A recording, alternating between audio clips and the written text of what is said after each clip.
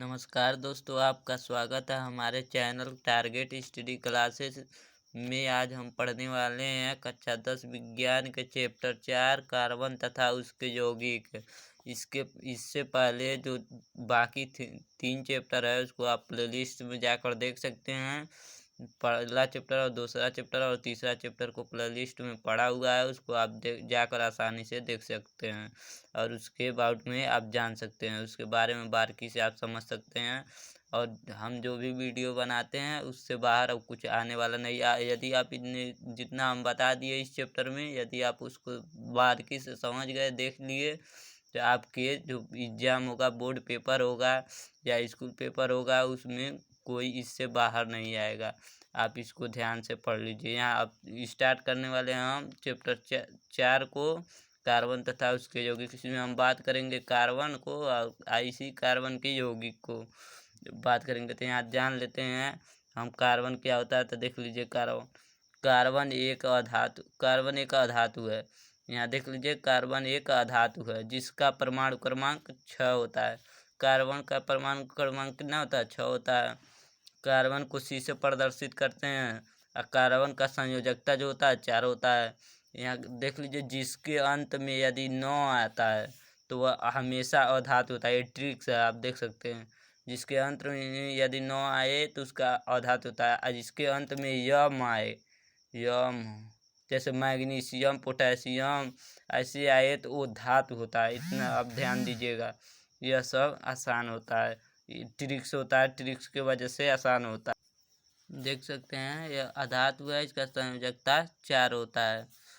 और यहाँ देख लीजिए, अपरूप क्या होता है? अपरूप मतलब उसी के समान। जैसे कार्बन है तो कार्बन के ही समान, तो इसी को यदि कोई वह चीज़ है तो उसी के समान हो तो उसे अपरूप कर। तो यहाँ समझ सकते हैं आप, उसी के समान से देख लीजिए यहाँ अपरूप क्या है।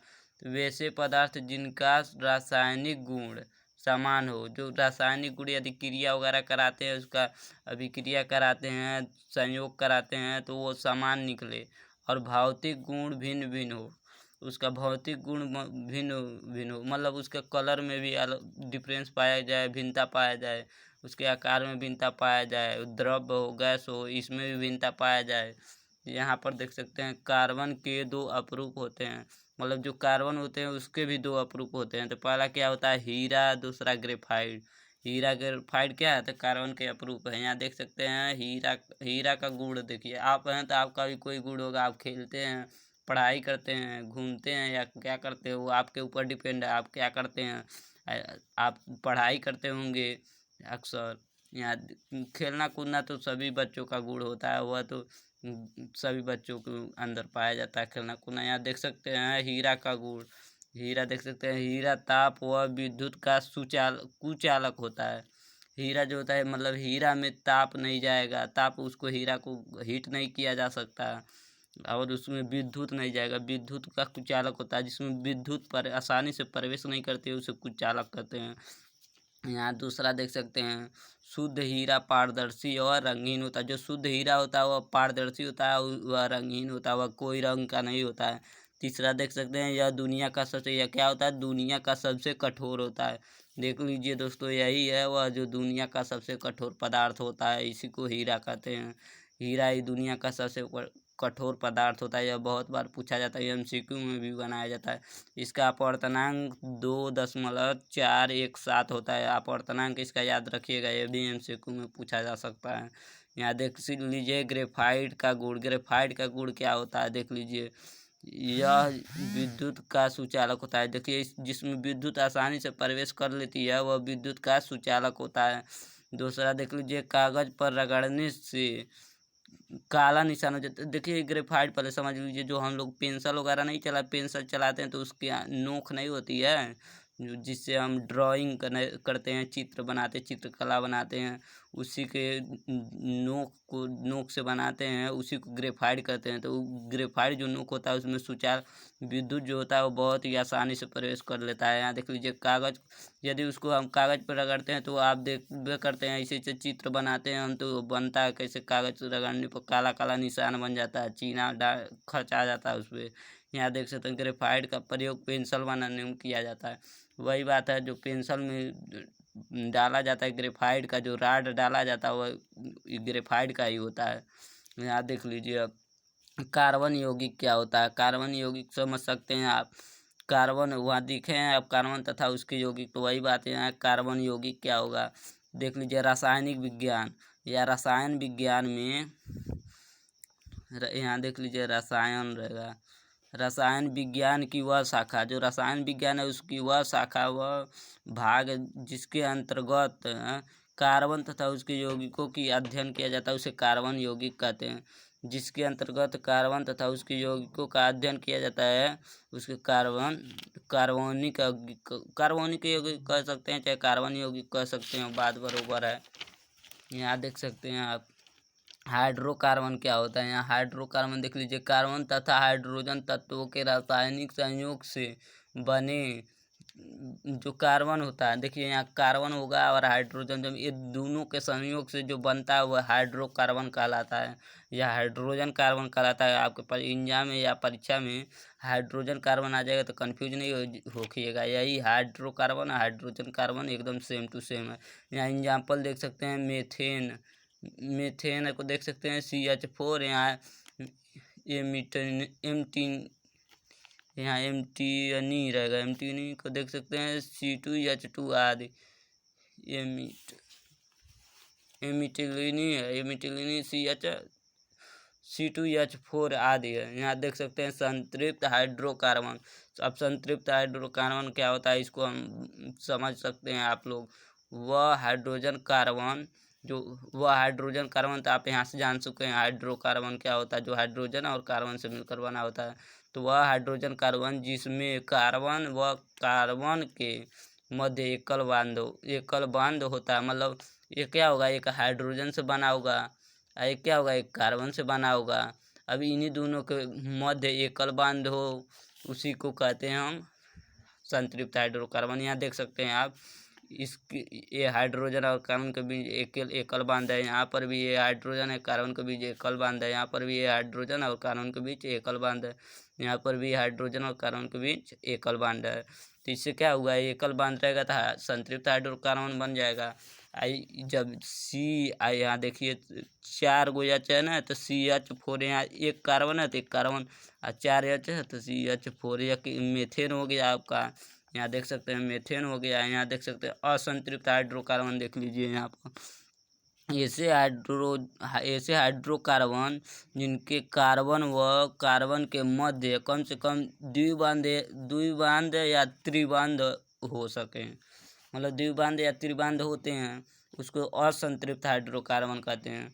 जिसमें एकल बांध होगा वो संतृप्त रहेगा, जिसमें द्विबांध या तीन बांध होगा वह असंतृप्त कार्बन कहलाएगा। ठीक है, यहाँ देख सकते हैं आप हाइड्रोजन है, यहाँ कार्बन है, हाइड्रोजन और कार्बन के बीच द्विबांध लगा, यह देख लीजिए ये द्विबांध है, इसी को बांध कहते हैं। इतना भाग जो रहता है इसी को बांध कहते हैं। यहाँ देख लीजिए हाइड्रोजन और कार्बन के बीच एकल द्विबांध है, द्विबांध।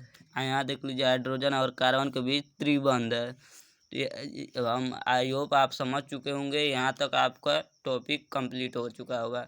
यहाँ देखिए आप, पहले आपको यह मैं रटवा देता हूँ, उसके बाद यह तो रटना पड़ेगा, इसका कोई ट्रिक नहीं है याद करने का, यह रटना पड़ेगा। उधर हम बाकी समझा देंगे, यहाँ उधर हम ट्रिक्स भी बता देंगे। देख लीजिए meth eth prop but pent hex hept oct non dec, इसे आप 2 4 10 बार रट लेंगे तो आ जाएगा। देखिए हमको याद हो गया, देखिए हम इधर बता रहे हैं आपको बिना देखे, meth eth prop but pent hex hept oct non dec. देख लीजिए हमको सब याद हो गया है, 8-10 बार रटने में आपको भी याद हो जाएगा, कोई सिंपल है कोई हार्ड नहीं है।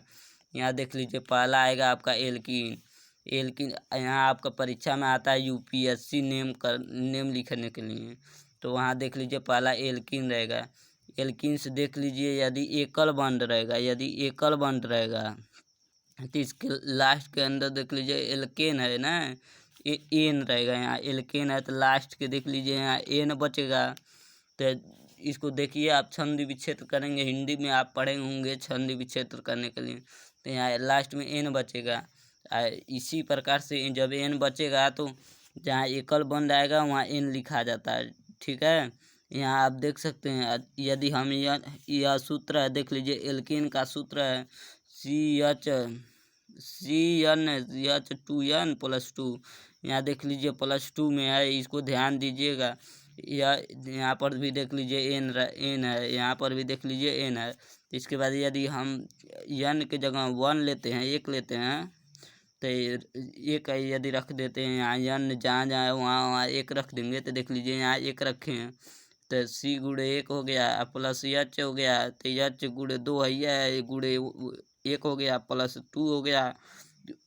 इस प्रकार इसका इसमें गुणा हो गया, इसका इसमें गुणा हो गया, तो 2 करना 2 हो गया, प्लस 2 है 2 हो गया। तो इस प्रकार C का C हो गया, तो CH4AM मेथेन हो गया। तो आपको परीक्षा में ऐसे नहीं आएगा। तो यहाँ देखिए, यहाँ बनाकर चेक किया गया है, जो एकल बंद है कि द्विबंध है कि त्रिबंध है। तो यहाँ देख लीजिए सब एकल बंद है, तो N लगेगा। और इसमें ये देखिए, अभी हम बता रहे हैं आपको, टेंशन नहीं लीजिए, आपको किसी भी बात का टेंशन नहीं लेना, हम सब बारीकी से बताएंगे। यहाँ देख लीजिए इसमें कार्बन कितना है, यहाँ कार्बन कितना है, इसमें देख लीजिए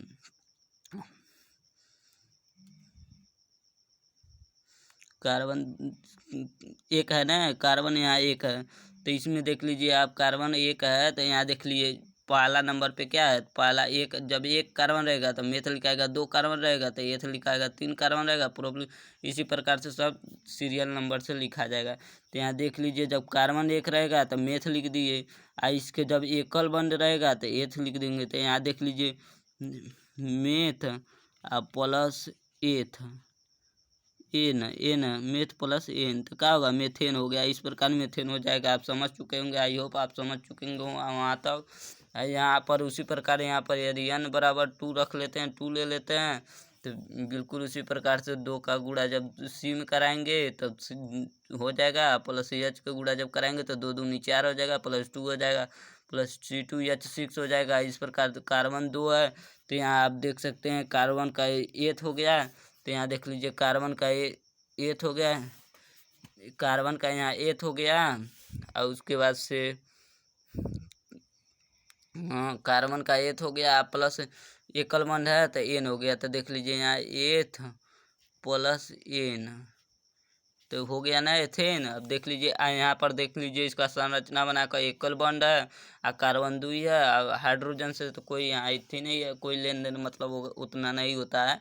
अब यहाँ आ जाएगा एल्कीन। देखिए इसमें 3 होता है, पहला होता है एल्केन, एल्कीन, एल्काइन, ये 3 होता है। तीनों में से एक ना एक अनिवार्य आता है, बनाने के लिए अवश्य आता है बोर्ड परीक्षा में। या आपके स्कूल में भी आ सकता है, आता है, लेकिन बोर्ड परीक्षा में तो अनिवार्य होता है। यहाँ देख लीजिए एल्कीन, सामान्य सूत्र इसका देख सकते हैं CnH2n। इसी सूत्र से हम इसको एल्कीन को प्राप्त कर सकते हैं। देख लीजिए यहाँ इन है ना, तो यहाँ इन निकल के आ गया लास्ट वाला, आप देख सकते हैं। आप पीछे बताएं आपको पिछले वाले पैराग्राफ में। अब यहाँ UPSC नाम करना है, तो n बराबर 1 रखेंगे, तो n के गुणा करेंगे C2H4 हो जाएगा। तो इसी प्रकार से कार्बन 2 है तो एथ हो जाएगा, प्लस हाइड्रोजन 4 है, तो जब 4 रहेगा तो हाइड्रोजन से तो कोई है नहीं, जब कार्बन 2 है तो यहाँ संरचना बनाकर देख लेंगे। कार्बन 2 है, हाइड्रोजन 4 है, तो इसको एकल बंध दे देंगे, इसको भी दे देंगे, इसको भी यहाँ एक हाइड्रोजन दे देंगे, यहाँ एक हाइड्रोजन दे देंगे, यहाँ एक हाइड्रोजन दे देंगे, यहाँ पर इसको दे देंगे एक हाइड्रोजन, हो गया। इस प्रकार से यह सब एकल बॉन्ड द्वारा जुट चुका है। हाँ सही है दोस्तों, इस प्रकार यह एकल बॉन्ड द्वारा जुड़ चुका है, इसलिए ये एकल बंद कर रहे हैं, सॉरी दोस्तों, एकल बंद कर रहे हैं, द्विबंध रहेगा, ये द्विबंध रहेगा। इसका आप ऐसे कीजिए, इसका संरचना हाइड्रोजन 1 हो गया, देखिए हमारे यहाँ लाइट भाग गई है, इसलिए थोड़ा दिक्कत हुई है। एल्काइन समान सूत्र हो जाएगा इसका CnH2n-2। इसको ऐसे भी याद कर सकते हैं, देख लीजिए यहाँ 2 को सटाकर और फिर यहाँ 2 को घटाकर, 2 को घटाकर ऐसे याद कर सकते हैं। सटा के हटा के घटा के, मतलब 2 को सटा कर, 2 को हटा कर, 2 को घटा कर, ऐसे याद कर सकते हैं आप। ये भूलेगा नहीं, क्योंकि यह आसान होता है थोड़ा। इस टाइप के थोड़ा वर्ड्स याद रहते हैं। इधर यहाँ एल्काइन का देख सकते हैं। एल्काइन का भी, इसमें भी जब 3 रहेगा तो इसको लगा देंगे, फटाक से लगा देंगे इसका। जब 3 रहेगा तो आइन है तो यहाँ आइन लगा देंगे इसका। आइन तो आइन लास्ट का हो जाएगा इसका। एल्काइन है तो एल्काइन का आइन रहेगा, इन रहेगा, इन इन एल्कीन, एल्काइन देख लीजिए लास्ट का इन है। इन है तो इन रहेगा इसका। उसके बाद से प्लस यहाँ आगे कर दीजिए। इसके बाद से देख लीजिए 3 कार्बन तो मेथ एथ प्रोप रहेगा यहाँ, प्रोप तो प्रोपीन रहेगा। देखिए प्रोपीन देख लीजिए यहाँ प्रोपीन हो गया। तो इस प्रकार हो जाएगा, इसका संरचना कंप्लीट हो जाएगा। इस प्रकार आप समझ चुके होंगे नामकरण देने के लिए। यहाँ देख सकते हैं आप, रुक जाइए हम थोड़ा सेटिंग बना दे रहे हैं। चलिए, एरोमेटिक हाइड्रोकार्बन या बंद श्रृंखला, इसको दोनों नाम से जाना जा सकता है। वे हाइड्रोजन कार्बन जिसमें 6 कार्बन परमाणु बने हो, परमाणु के रूप में षटकोश में स्थित होते हैं तथा वलय में 1 या 2 बंद तो क्रम में लगे होते हैं। देख लीजिए, इसको हम समझा रहे हैं आपको। एरोमेटिक हाइड्रोकार्बन को, इसमें 6 कार्बन पाए जाएंगे। पहले तो 6 कार्बन पाए जाएंगे और उसमें एकल बंद या द्विबंध पाए जाएंगे। उसी को एरोमेटिक हाइड्रोकार्बन कहते हैं या बंद श्रृंखला कहते हैं। जब 6 कार्बन पाएंगे ना तो बंद श्रृंखला अपने आप बन जाएगा। ठीक है, आप समझ चुके होंगे। यहाँ देखिए अब, जैसे यहाँ देख लीजिए, आप दिया भी है बेंजियम का संरचना जब कराएंगे तो देख लीजिए 1 2 3 4 5 6 कार्बन है। इसका देख लीजिए बंद श्रृंखला है। इसके साइक्लोपेंसिन भी कहा जाता है, क्योंकि साइक्लोमिस होता है घिरा हुआ बंद, चारों तरफ से बंद होता है, उसी को साइक्लो कहते हैं। यहाँ भी वही देख लीजिए, साइक्लोहेक्सेन देख लीजिए, वही आ गई, वही बात आ गई, साइक्लोहेक्सेन जो मैं बता रहे थे आपको। देख लीजिए, इसमें भी 1 2 3 4 5 6, यह भी 6 कार्बन है। देख लीजिए चारों तरफ से घिरा हुआ है, बंद है, इसी को साइक्लोहेक्सिन कहते हैं, साइक्लोफसिन कहते हैं इसको। अपमार्जक देख लीजिए, अपमार्जक के बारे में पहले हम आपको थोड़ा कुछ बता दे रहे हैं।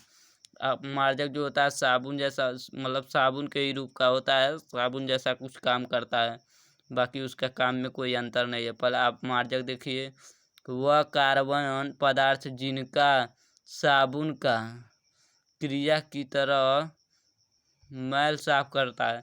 देख लीजिए, वह कार्बनिक पदार्थ जिनमें साबुन की क्रिया की तरह, जो साबुन क्रिया कर मल साफ करता है, उसी की तरह यह भी अपमार्जक भी उसका, और उसका विशेष गुण होता है, मतलब साफ करने का विशेष गुण होता है, और वह साबुन के जैसा साफ कर देता है, उसी को अपमार्जक कहते हैं। जैसे साबुन कपड़ा वगैरह नहीं आप धुलते हैं तो साफ, या शरीर में आप लगाते हैं तो तब भी साफ हो जाता है, उसी प्रकार से अपमार्जक वह भी साफ कर देता है मैल वगैरह को। यहाँ देख लेते हैं साबुन का उपयोग कहाँ कहाँ होता है, इसको भी देख सकते हैं। घर की वस्तुओं को, सॉरी दोस्तों, साबुन का नहीं, अपमार्जक का उपयोग देखना है यहाँ। देख लीजिए क्या कहाँ कहाँ होता है। घर की वस्तुओं को साफ करने में किया जाता है। यह प्रबल अम्ल तथा प्रबल क्षार से प्राप्त उच्च अणुभार वाले लवण है। देख लीजिए, इसको प्रबल अम्ल और प्रबल क्षार की क्रिया से इसको प्राप्त किया जा सकता है। जब अम्ल क्षार मिलेगा तो लवण बनेगा, वो तो आप जानबे करते हैं। तो यह कपड़ों को साफ करने में किया जाता है। यहाँ देख सकते हैं, यहाँ देख लीजिए acid and base. Acid miss होता है अम्ल, क्षार मिस होता है, बेस मिस होता है क्षार।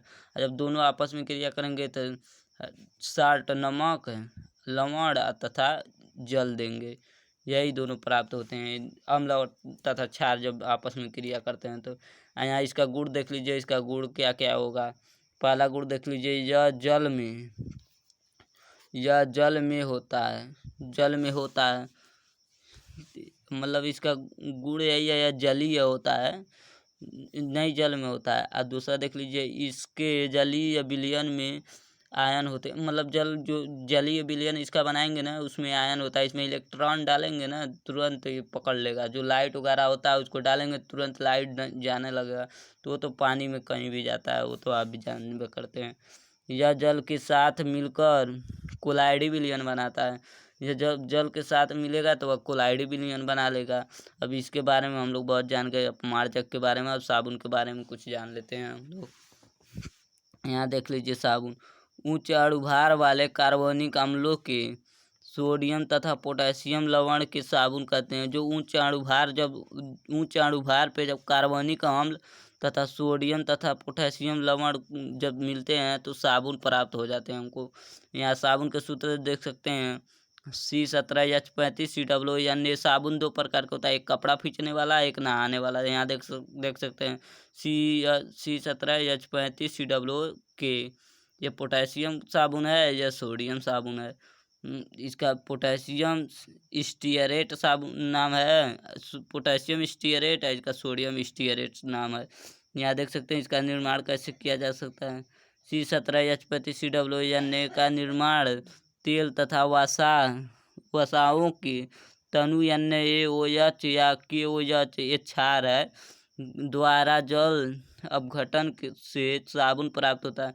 जब इनका जल द्वारा इनका तेल और वसा से जब इनका तनु अम्ल से क्रिया कराते हैं तो जल और वो साबुन प्राप्त हो जाता है। अब इसके बाद आपको बताने वाले हैं हम बहुत ही इम्पोर्टेंट चीज़। और उसके बाद से हम अगले पैराग्राफ पे चलते हैं। अब उसके बाद से हम लोग पीछे से थोड़ा आएंगे पढ़ते हुए। यहाँ देख लीजिए संयोजकता। आप संयोजकता याद करने में आपको बहुत दिक्कत होती है ना। अब संयोजकता लेकर आए हैं हम ट्रिक्स से, आप पढ़ लीजिए संयोजकता। परीक्षा में नहीं आए तो इसी से लिखकर आप उस संयोजकता पता कर सकते हैं। हम भी किए थे अपने ज़माने में संयोजक, इसी ट्रिक्स का फॉलो। यहाँ पहला देख लीजिए, पहला क्या है पहला क्या है, hydrogen, lithium, sodium, potassium, radium, phosphorus,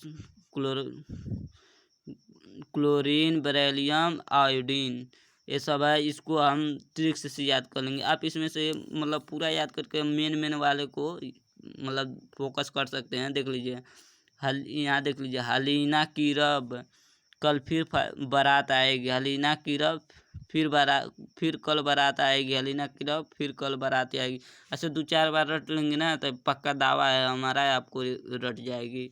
यहाँ दूसरा देख लीजिए, इसको आप देख लीजिए, BMGCASRBARA, इसको आप पढ़ सकते हैं बेटा मांगे कार स्कूटर बापूराजी। इसको आप पढ़ सकते हैं बेटा मांगे कार स्कूटर बापूराजी। इससे भी आप जान सकते हैं बेटा, बी से बेटा, मांगे तो मैग्नीशियम, कार से कैल्शियम, स्कूटर से SR। इसको आप पढ़ सकते हैं आसानी से। ये भी 2 ही का है, 2 वाला थोड़ा बड़ा है, 3 वाला भी बड़ा है, 2 का देख लीजिए। इसका भी देख लीजिए, ओल्ड स्टाइल से टीको। ओल्ड स्टाइल होता है उससे टीको। यह भी याद हो जाएगा आपको। कितना सिंपल है, सिंपल तरीका एकदम है। लाइक सब्सक्राइब जरूर कीजिएगा दोस्तों, बहुत मेहनत लगता है इस वीडियो को अपलोड करने में। यहाँ देख लीजिए तीसरा देख लीजिए, बैगन, आलू, गाजर इन थैला। जो बैगन आलू है, गाजर इन मतलब थैला में, इन मिस होता है अंदर, मतलब थैला में। यहाँ भी देख लीजिए इन अंदर है, अंदर वाला इन दिया है। तो बैगन, आलू, गाजर इन थैला। यहाँ तीसरे वाला का ही देख सकते हैं। तीसरा ही संयोजकता के, नाना पापा आंटी सब बाजार। नाना पापा आंटी सब बाजार। यहाँ गए भी लिख सकते हैं, गए अपने पास से आसानी के लिए जोड़ सकते हैं। नाना पापा आंटी सब बाजार गए, इस तरफ लिख सकते हैं। इसी में चौथा संयोजकता बचा है। इन 4 को याद कर लेंगे तो आपको आवश्यकता नहीं पड़ेगी कभी भी, अदर संयोजकता की आवश्यकता नहीं पड़ेगी। चौथा का याद कर लीजिए, कौन सी गीत गाऊं प्यारे बलम। इसको तो हर बच्चा रट सकता है। कौन सी गीत गाऊं प्यारे बलम, सुनाऊं प्यारे बलम। कौन सी गीत सुनाऊं प्यारे बलम। आयो 0 वाला देख सकते हैं, 0 संयोजकता वाला, हे नीरज आकर 6 रन बनाओ। यहाँ 6 लिख लीजिएगा। अब एक छूट जाएगा, उससे कोई बात नहीं है। यहाँ आसानी के लिए 6 बना लीजिएगा। हे नीरज आकर 6 रन बनाओ, यह आप पढ़ सकते हैं आसानी से। यहाँ देख लीजिए उदाहरण, एक साबुन के उदाहरण है। साबुन जल में विलय होता है। साबुन जो होता है वो कैसा होता है, जल में विलय होता है। यह अत्यंत उपयोगी होता है। जो साबुन होता है उसका हम लोग बहुत ही उपयोग करते हैं। दूसरा देख लीजिए, इसका स्वच्छीकरण क्रिया संवृद्धित होता है। इसका जो स्वच्छीकरण किया जाता है वो संवृद्धित द्वारा किया जाता है। साबुन का सूत्र है, आप देख सकते हैं C17H25COONA, या फिर यहाँ यन की जगह के लिख देंगे तब भी हो जाएगा। यहाँ कामा डाल कर हम के लिख दे दो, नहीं तो आप कंफ्यूज हो जाएंगे। एक कपड़ा धोने वाला हो जाएगा, एक नहाने वाला, जैसे सोडियम स्टीयरेट और तो पोटेशियम स्टीयरेट, यही साबुन का नाम होता है। यहाँ देख लीजिए साबुन का सूत्र C17H35COONA होता है। इसमें C17H35 को पूंछ कहा जाता है। मतलब C17H35 जो होता है उसे पूंछ कहा जाता है, जबकि COONA को सिर कहा जाता है। अब बताइए। दूसरा देख लीजिए, पूंछ मैल स्नेही होता है। जो पूंछ होता है वो मैल स्नेही होता है, जबकि सिरे जन स्नेही होता है। जो सिरा होता है वो जन स्नेही होता है। दूसरा जब साबुन को गंदे कपड़े पर रगड़ते हैं तो पूंछ मैल की ओर जाता है। जब गंदे कपड़े को रगड़ेंगे तो पूंछ मैल की ओर जाता है, और सिर जल की ओर जाता है। जो सिर होता है वह जल की ओर जाता है। ठीक है, इधर तो आप जाने ही हैं, ये संयोजकता वाला बताए ही हैं। देखिए यहाँ एक संयोजकता, वो एक है, संयोजकता दो है, संयोजकता तीन देख सकते हैं, आप उधर चार है, ये भी बताएं। इधर देख लीजिए निर्जलीकरण अभिक्रिया, यह भी, ये सब इम्पोर्टेंट है दोस्तों। जो हम बता दे रहे हैं इससे बाहर परीक्षा में आपके नहीं आएगा। थोड़ा मेहनत कीजिए, आप भी थोड़ा मेहनत कीजिए। देख लीजिए, एसिटिक अम्ल को अकेले अथवा निर्जलीकरण जैसे फास्फोरस पेंटाऑक्साइड की उपस्थिति में गर्म करने पर उसको दो अणुओं में से जल का एक अणु पृथक हो जाता है तथा एसिटिक एनहाइड्राइल प्राप्त होते हैं। उसी को निर्जलीकरण अभिक्रिया कहते हैं, निर्जलीकरण अभिक्रिया कहते हैं। यहाँ देख सकते हैं, इसको आप लिख कर रट सकते हैं। ये रटने वाला प्रक्रिया ही है। CH3COOH, IC को पुनः लिख सकते हैं नीचे। इसको डेल्टा लगा, डेल्टा का मतलब होता है यहाँ गर्म करना। इसको फास्फोरस पेंटाऑक्साइड है, फास्फोरस पेंटाऑक्साइड है। जहाँ 5 वो पेंटा होता है, जहाँ 2 ऑक्टा होता है। हाँ 2 होता है तो ऑक्टा होता है, नहीं, हाँ 2 होता है, ऑक्टा होता है। यहाँ पेंटा, जो फास्फोरस पेंटाऑक्साइड की उपस्थिति में जब गर्म करते हैं तो देख लीजिए यहाँ से CH3 या CO आ गया, यहाँ CH3 CO आ गया। यहाँ से देख लीजिए ये O आ गया। अब फिर यहाँ देख लीजिए H 2 हो गया तो 2 हो गया, H2 हो गया। अब फिर से यहाँ जो O आया, एक O तो यहाँ आ गया, एक O जो बचा हुआ है यहाँ आ गया। तो इस प्रकार से देख सकते हैं, यह अभिक्रिया समझ चुके होंगे आप। आसान है, कोई हार्ड नहीं है। सीमट अभिक्रिया देख लीजिए, कार्बोक्सिल अम्ल तथा हाइड्रोनोक अम्ल के साथ सांद्र सल्फ्यूरिक अम्ल की उपस्थिति में अभिक्रिया करा के द्रायमिक एमीन बनता है। जब ये बन जाएगा, ये द्रायमिक एमीन बन जाएगा तो सीमट अभिक्रिया हो जाएगी अपने आप। यहाँ देख लीजिए आप, सीमट अभिक्रिया खुद यहाँ लिखा हुआ, आप पढ़ लीजिएगा। यहाँ देख लीजिए एस्टिकरण अभिक्रिया, इसको तो आपको पढ़ना ही पड़ेगा। एस्टिकरण अभिक्रिया को तो पढ़ना ही पड़ेगा। देखिए इसको, एस्टिकरण अभिक्रिया ये बहुत ही महत्वपूर्ण है, आपके बोर्ड परीक्षा में पूछा जाएगा दोस्तों। कितना बड़ी बात है आपके लिए।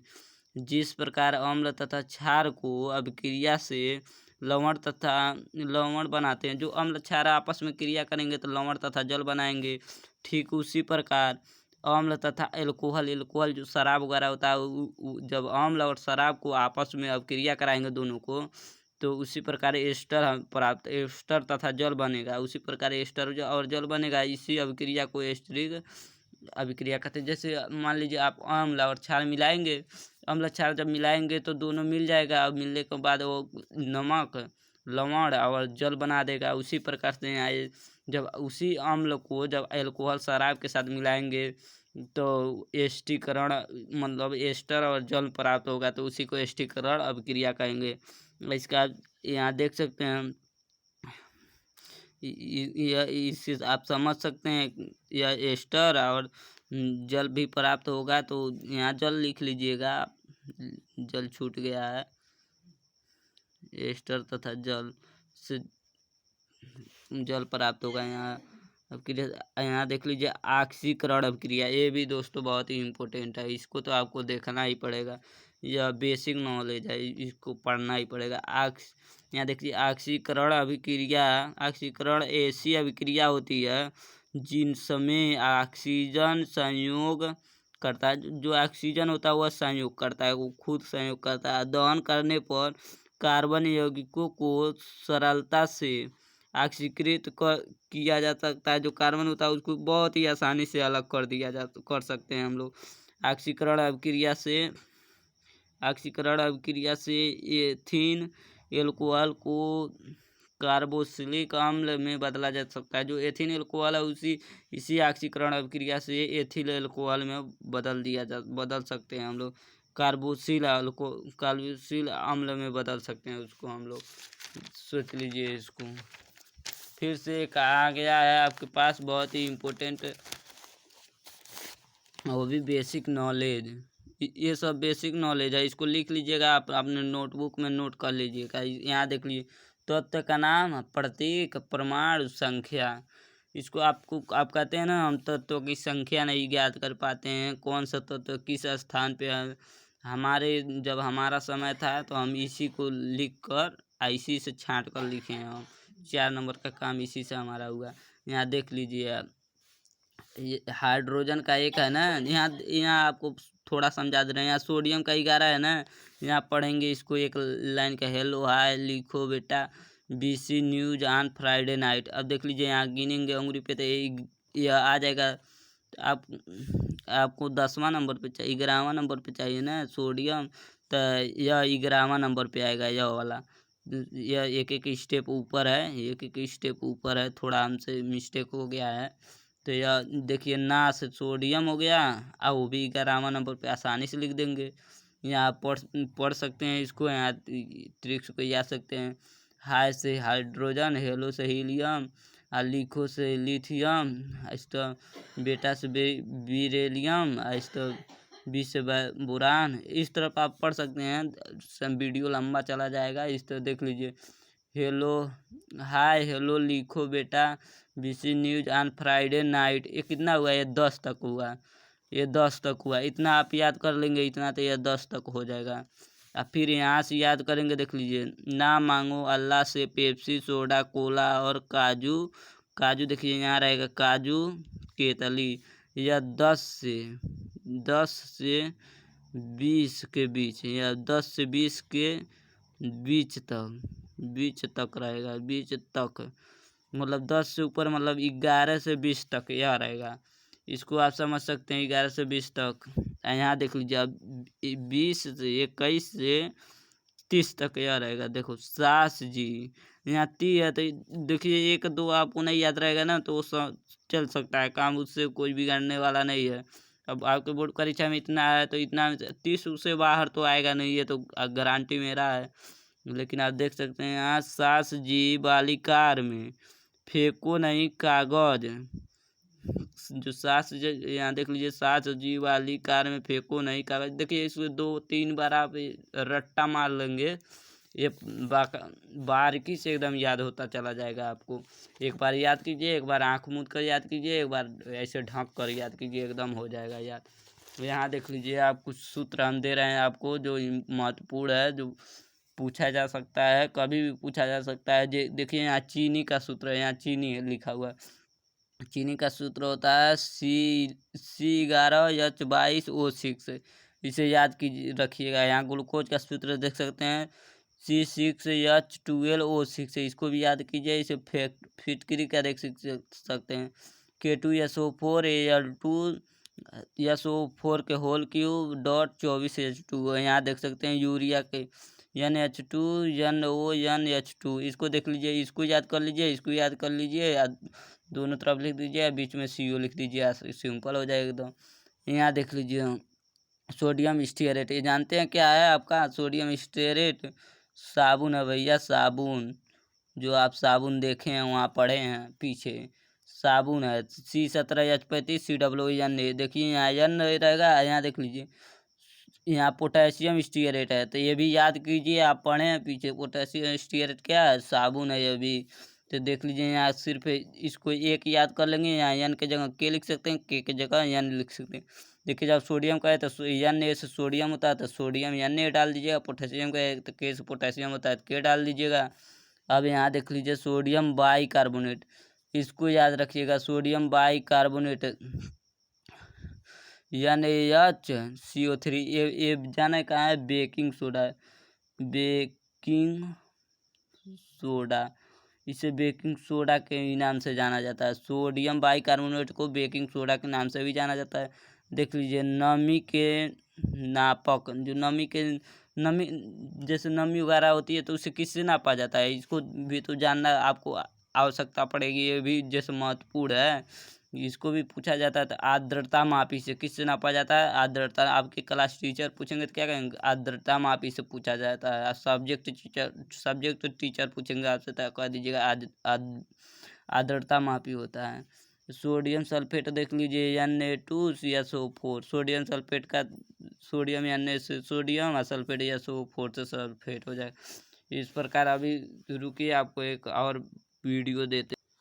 यहाँ साबुन के बारे में एक और जान लीजिए, ये बोर्ड के पेपर में आता है, हर साल आता है, इसलिए ये आपको हम बता दे रहे हैं। अभी पहले से बेस तैयारी रहेगी, बेस आपकी मजबूत रहेगी तो आगे चलकर टॉपर आप ही बनोगे। देख लीजिए यहाँ साबुनीकरण पर संक्षिप्त टिप्पणी लिखिए। आप देख सकते हैं 13 में, 14 में, 15, 16, 17, 18, 19 लगातार आए हैं, एक भी साल इसमें इधर उधर नहीं गया, लगातार है। यहाँ पर साबुन देख लीजिए, जब किसी तेल व वसा या ग्लिसरॉल को सोडियम हाइड्रॉक्साइड विलयन के साथ गर्म करते हैं तो तेल या वसा शांत अम्ल के सोडियम लवण साबुन तथा ग्लिसरॉल में बदल जाता है।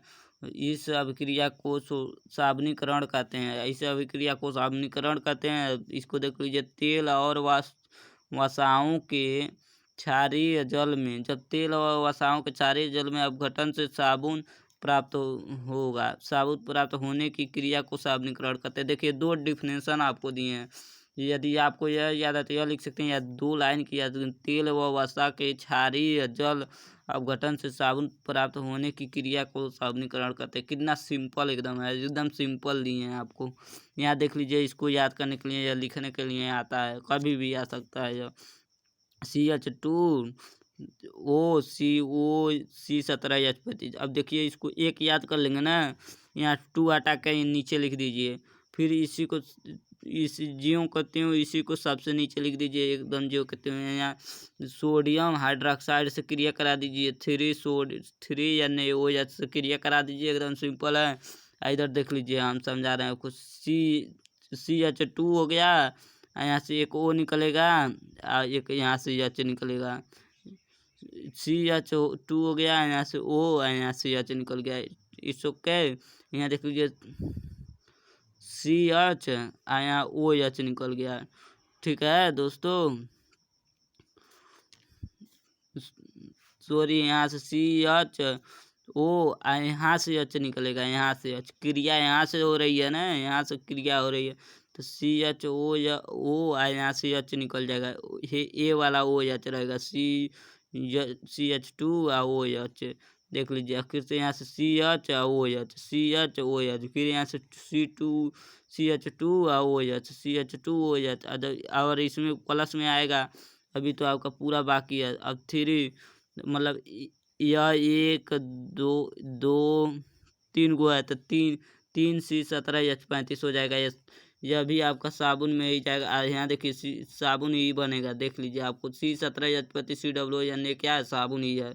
या फिर यहाँ अगर पोटेशियम वाला चाहिए तो यहाँ KOH रखना पड़ेगा, NaOH ना, तो KOH रखेंगे तो यहाँ COO आ जाएगा। यहाँ देखिए अब इसको COO आना है ना, तो C बचा है यहाँ C। अब देख लीजिए यहाँ यह यहाँ 3 लगने के बजाय ये भी है 3, ये ध्यान दीजिएगा 3 बार ये भी है। तो यहाँ से हो जाएगा CO हो गया। और यहाँ पर देख लीजिए O, अब O देख लीजिए 1 2 3 को O बचा तो एक O हो गया। सॉरी दोस्तों, इधर दिख नहीं रहा है आपको, थोड़ा कैमरा बनाने में दिक्कत हो रहा है। देख लीजिए इधर CO, यहाँ से CO आ गया तो CO3 है तो 3 बार CO।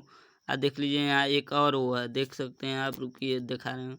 देख लीजिए एक और O है तो यह वाला 1 2 3 तो 3 O है। देख लीजिए 3 O है। NA है तो NA आपको यह NA 3 NA है तो ऐसे सिंपल एकदम उतार देना। इस प्रकार साबुन आपका बनकर तैयार हो गया। इस प्रकार आप देख सकते हैं इसको। इस प्रकार वीडियो आप हमारा समाप्त होता है। यदि आप इतना वीडियो हमारा देख लेते हैं तो इससे बाहर आपके परीक्षा में कुछ भी नहीं जाएगा दोस्तों, यह मेरी गारंटी है। इससे बाहर कुछ आने वाला नहीं है चैप्टर 4 से। इसको तैयार कर लीजिए और लाइक सब्सक्राइब मेरे चैनल को कर लीजिए। यदि आपको टॉपर बनना है तो अभी टॉपर बनना है तो लाइक सब्सक्राइब अवश्य करें। ठीक है दोस्तों, थैंक यू, धन्यवाद। ठीक है, ओके।